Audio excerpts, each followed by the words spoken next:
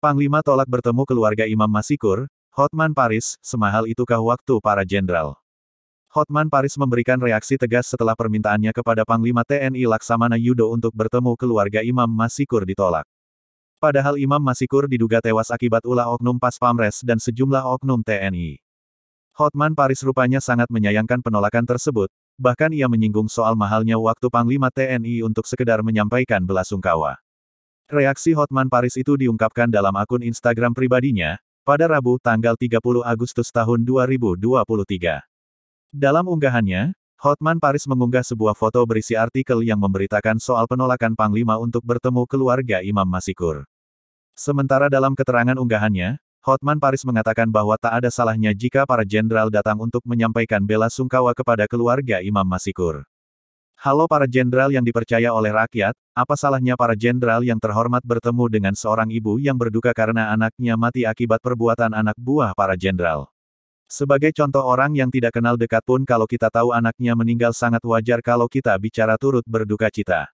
Tulis Hotman Paris. Terlebih dalam kasus ini, ia menekankan bahwa imam tewas akibat ulah sejumlah anak buahnya. Apalagi dalam kasus ini yang berbuat adalah anak buah bapak dari para jenderal, tulisnya.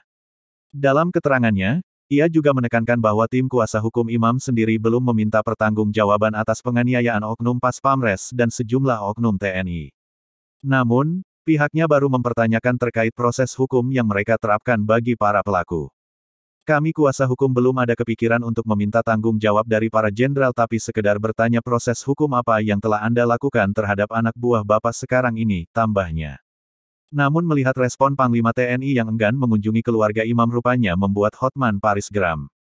Ia bahkan mempertanyakan soal mahalnya waktu para jenderal untuk menyampaikan belasungkawa kepada keluarga imam yang tengah berduka.